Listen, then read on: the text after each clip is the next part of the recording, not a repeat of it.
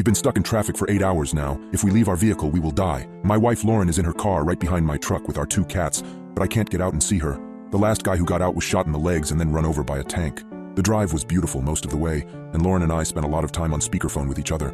My only complaint was that there was a really bad thunderstorm that lasted for hours, but I thought it would go away and that everything would be fine. Side our destination. I took a look at the navigation app on my phone, but it didn't show any red areas of heavy delay. It also had some trouble showing my exact location, so I just lit a cigarette and figured it would just be a few minutes.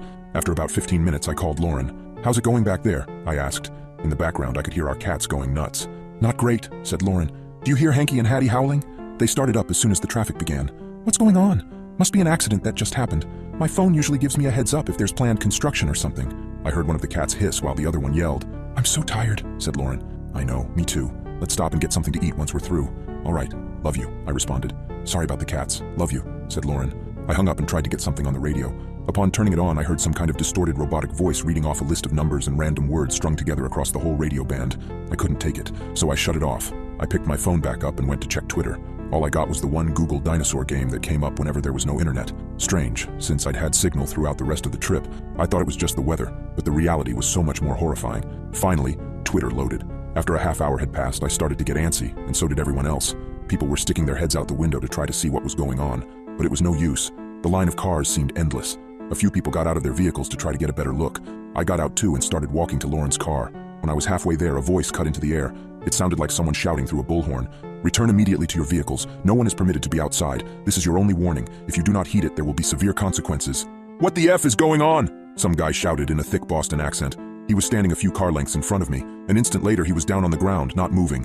I didn't see what happened exactly, but that was enough to make me hustle back to my truck. I tried calling Lauren again. When she answered, all that I could hear were broken flashes of the cat screaming and Lauren sounding scared and begging to know what was happening. "I don't know," I said, not sure that she could hear it. "Maybe they're searching for a criminal or something. I don't know." Then we were disconnected. A minute later, an ambulance was wailing its way down the right-hand shoulder. It stopped just past my truck, and 2 EMTs jumped out of the back. They closed the doors behind them, but I saw that there was somebody else in there. Somebody dressed in riot gear, holding a big gun. The EMTs dragged the guy with the Boston accent by the arms over to the ambulance. They opened the doors and sort of tossed him in, and then followed behind.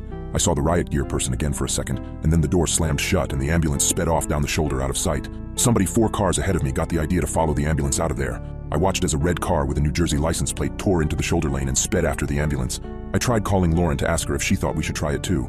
It was a ballsy move for sure, but she had sounded at the end of her rope stuck in there with our wailing cats, so I thought she might be willing to give it a shot. This time, the call didn't even go through.